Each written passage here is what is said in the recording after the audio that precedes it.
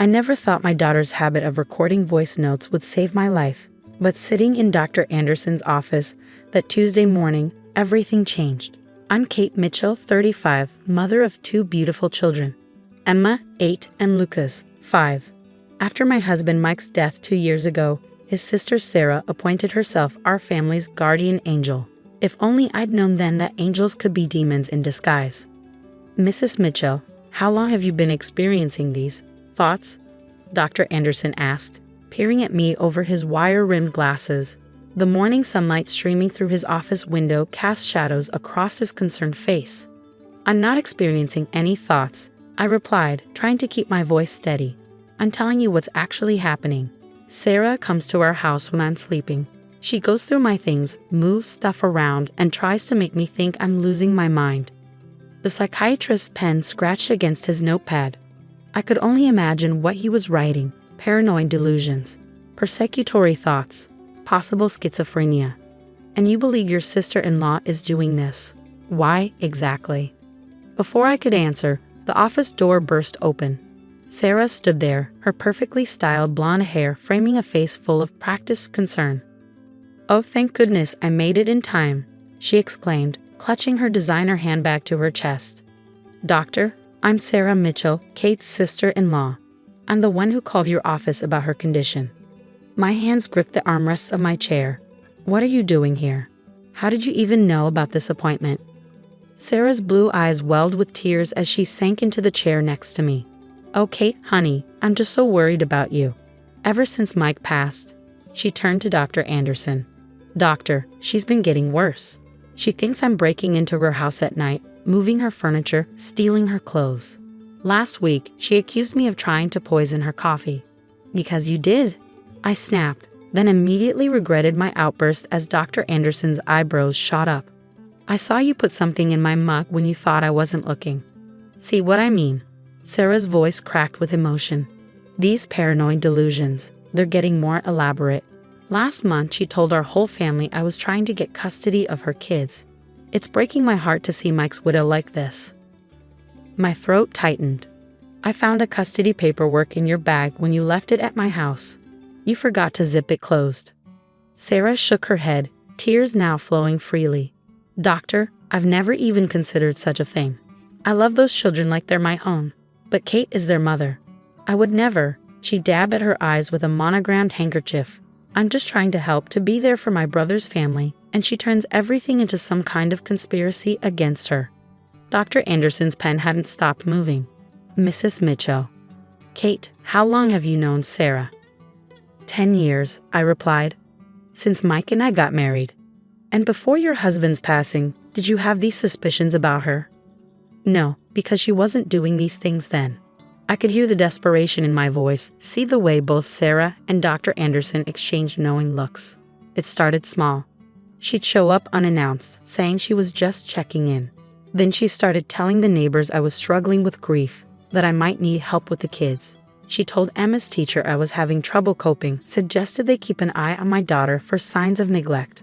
"I was trying to build a support system for you," Sarah interjected softly. "Everyone wants to help Kate. We're all concerned." "Mrs. Mitchell." Dr. Anderson leaned forward, his voice gentle but firm. "Sometimes after a traumatic loss, our minds can play tricks on us. Grief can manifest in unexpected ways, including paranoid thoughts about those closest to us." "I'm not paranoid." I stood up, my hands shaking. "My husband dies in a car accident and suddenly his sister is everywhere. Undermining me, gaslighting me, trying to make everyone think I'm crazy. And now I know why. I found the life insurance paperwork, Sarah. The policy you didn't know Mike had made me the sole beneficiary of. The one that's worth $2 million. Sarah gasped, pressing her hand to her chest. "Doctor, this is exactly what I was talking about. These conspiracy theories. Kate, honey, I didn't even know about any life insurance. I'm independently wealthy. I don't need money. I just want to make sure you and the kids are okay." Dr. Anderson was writing again, and I could feel my world starting to crumble. How did Sarah always do this? How did she always manage to make me sound like the unstable one? My vision blurred with tears of frustration. "I think," Dr. Anderson said carefully, "given the severity of these paranoid thoughts, We should discuss the possibility of inpatient observation. No, I whispered, backing toward the door. No, you can't do this. My children need me. The children will be safe with me. Sarah stood, reaching for my arm. It'll just be for a little while, until you're better. Emma and Lucas love staying at Auntie Sarah's house. Don't touch me. I jerked away from her. You've been planning this all along, haven't you? Make everyone think I'm crazy, get me committed, then swoop in and take my kids and Mike's money. Doctor, Sarah's voice was urgent now. She's becoming agitated. Should we call someone? Dr. Anderson reached for his phone. I think that would be wise. Mrs. Mitchell clearly needs immediate intervention. Just then, a small voice came from the doorway. Mommy. We all turned to see Emma standing there, her pink tablet clutched to her chest, her dark eyes wide with concern. Behind her stood Carol, my neighbor, who had driven us to the appointment and had been waiting with Emma in the reception area. I'm sorry, Carol said. She heard raised voices and got worried. Emma, sweetie, Sarah cooed, stepping toward her. The grown-ups are just talking. Why don't we go back outside with Carol? But Emma's eyes were fixed on Sarah, and there was something in my daughter's expression I'd never seen before. Auntie Sarah, she said quietly, remember when you came over last week, when you thought Mommy was napping? Sarah's perfectly composed face flickered for just a moment. I'm not sure what you mean, sweetheart. I visit you and Mommy all the time. Emma walked into the office, her small fingers working the tablet screen with childish determination. You didn't know I was home early from school because I had a tummy ache. I was in my room, and I heard you talking to someone on the phone. My heart pounded as I watched my daughter. Emma had started making voice recordings ever since Mike died, saying she wanted to save memories, like Daddy used to do with his old tape recorder. I thought it was just her way of coping with grief. Emma, honey, Sarah's voice took on a sharp edge I'd never heard her use with the children before. The grown-ups are having a very important discussion about helping your mommy get better. Why don't you? Found it, Emma announced triumphantly. She pressed play, and suddenly the room filled with Sarah's voice, crystal clear and unmistakable. Yes, everything's going according to plan. No, she has no idea I'm the one moving things around when she's sleeping. The best part, she's actually telling people about it, making herself sound completely unstable. I know, right? Between that and the poisoned coffee incident, which, by the way, was just me switching her regular coffee for decaf to make her anxious and jittery. Sarah lunged for the tablet, but Dr. Anderson held up his hand, stopping her. His expression had changed completely as Sarah's voice continued from the recording. Listen, once we get her committed, it'll be easy. The life insurance policy requires a mentally competent guardian for the kids' portion of the money. As their closest living relative in their unstable mother's psychiatric hold, guess who gets control of all $2 million? No, she actually found the custody paperwork, but I played it off like she was imagining things. Everyone already thinks she's losing it anyway. A laugh echoed from the tablet's speaker. The best part, that idiot doctor she's seeing tomorrow. I called his office pretending to be her regular physician. Said she had a history of paranoid episodes. He's totally primed to believe she's delusional. 2 more weeks, tops, and everything Mike left her will be mine. The recording ended. The silence that followed was deafening. Dr. Anderson slowly removed his glasses, his face ashen. Mrs. Mitchell, Sarah, would you care to explain this? Sarah's composed mask had crumbled. That's obviously edited. Manipulated. Kate probably coached Emma to. I have more, Emma said quietly, from different days. When you came into my room looking for Mommy's papers, when you were putting stuff in the coffee, when you called people telling them Mommy was crazy. She looked up at Sarah with eyes that seemed far older than her 8 years. Daddy always said to keep records of important things. So I did. Carol stepped fully into the office now, her phone in hand. I've already called the police. They're on their way. You don't understand. Sarah backed toward the door, but Dr. Anderson was already there, blocking her exit. I understand perfectly, he said, his voice cold. I understand that you attempted to use my professional credentials as part of a scheme to defraud your sister-in-law and gain control of her children. I understand that you've been engaging in a calculated campaign of psychological abuse, and I understand that you very nearly succeeded. I pulled Emma into my arms, holding her tight as tears streamed down my face. All those months of feeling crazy, doubting myself, wondering if I really was losing my mind, and my 8-year-old daughter had been quietly gathering evidence the whole time. The money was supposed to be mine. Sarah suddenly screamed, her careful facade finally shattering completely. Mike promised me. We had a plan before he met her. Everything was supposed to be mine. Those are my brother's children. That's my brother's money. Daddy picked Mommy, Emma said simply. He picked us. The sound of sirens grew louder outside the building. Sarah's face contorted with rage as she looked at me holding Emma. You ruined everything, she spat. You came out of nowhere and stole my brother, and now your brat has. That's enough. Dr. Anderson's voice was like steel. The only person responsible for ruining anything is you, Sarah, and I will be providing a complete statement to the police about your attempted manipulation of both my professional opinion and your sister-in-law's mental health status. 2 police officers appeared in the doorway.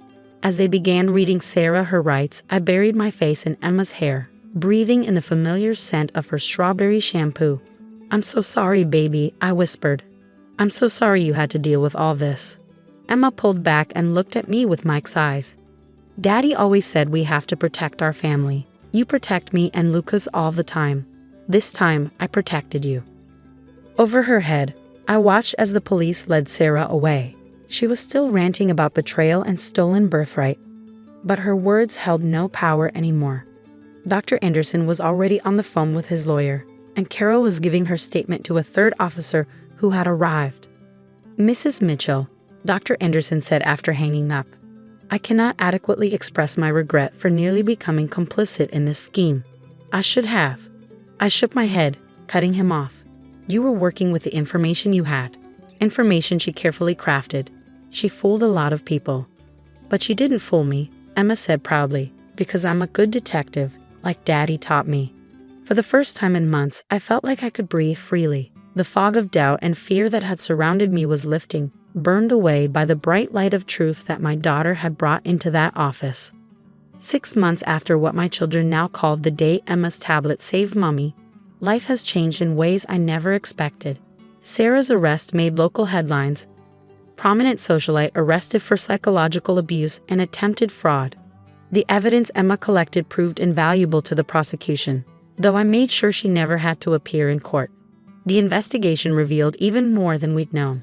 Sarah had been planning this since before Mike's death. They found emails between her and a shady private investigator, discussing ways to make a mentally stable person appear unstable. There were detailed notes about gaslighting techniques, schedules of when I took sleeping pills, and even a timeline for when she planned to have me committed. The most shocking discovery was about Mike's accident. While Sarah wasn't directly responsible, the investigation uncovered text messages showing she'd known about the faulty brakes in his car for weeks before the crash. She'd noticed the problem during a lunch meeting with him but never said anything. Maybe fate will help things along, she texted her friend. Mrs. Mitchell.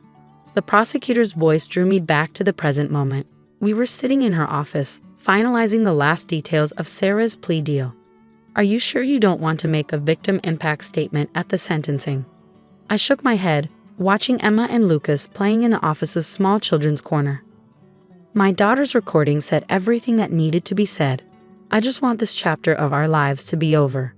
Sarah had agreed to plead guilty to all charges in exchange for a reduced sentence, 7 years in prison, followed by permanent restraining orders protecting me and my children. She'd also forfeit any claim to Mike's estate or insurance money. Even without your statement, she's not getting out early, the prosecutor assured me. The psychological warfare she waged against you, trying to have you committed to gain control of your children and assets, the judge isn't taking that lightly. After leaving the prosecutor's office, I took the kids to Mike's favorite ice cream parlor. It had become our tradition, visiting places he loved, keeping his memory alive in positive ways. As Emma carefully ate her chocolate chip cone and Lucas made a delightful mess of his strawberry sundae, I marveled at their resilience. Mommy, Lucas asked, ice cream dripping down his chin. Are we going to have to move away now that Auntie Sarah is gone? No, baby, I said, wiping his face with a napkin. This is our home. Nobody's going to make us leave. Good, Emma nodded decisively, because Daddy's memories are here. That night, after tucking them into bed, I found myself in Mike's old home office. We kept it exactly as it was. His collection of vintage tape recorders still lined up on the shelves. Now I understood why Emma's habit of making recordings had started. She was copying her father, keeping his memory alive in her own way. I picked up one of the old recorders, pressing play out of habit. Mike's voice filled the room. Note to self. Emma's learning to ride her bike. She falls, gets up, tries again. Just like her mom, strongest girl I know. Sarah stopped by today, acting weird about the insurance paperwork. Note to self. Make sure Kate knows about the policy. Don't trust Sarah with... The recording cut off there. I'd never heard it before, but now it made sense. Mike had known his sister better than anyone. He'd been trying to protect us, even then. The next morning, I woke to the sound of Emma making breakfast with Lucas. My daughter had grown up faster than she should have, but she also helped heal our family in ways I never expected. "Mommy," Lucas called. "Emma's making funny faces pancakes." I walked into the kitchen to find my children giggling over Miss Hapen pancakes, the morning sun streaming through windows that no longer held shadows of doubt. The house felt lighter now, free from the weight of Sarah's manipulation. "I made you a special one," Emma announced, proudly holding up a pancake that vaguely resembled a microphone. "Because you're brave, like when you talk to the police and the lawyers." I hugged her tight, this precious child who'd saved not just me, but our entire family. "You're the brave one, sweetheart. You knew something was wrong, and you did something about it." "I just did what Daddy would have done," she shrugged, but I could see the pride in her eyes. Later that day, as I watched Emma teaching Lucas how to make voice notes on her tablet, because memories are important, silly, I realized that while we'd lost Mike, we'd never lost the family he created. Sarah had tried to destroy us, but she failed to understand what Mike had known all along. The strength of our family wasn't in money or control, but in the love and trust we shared. Emma looked up and caught me watching them. "Want to make a memory with us, Mommy?" I joined my children on the floor, pulling them both close as Emma held up her tablet. "Hi, future us," she began, just like Mike used to do. "Today is a good day because..." And it was. It really was.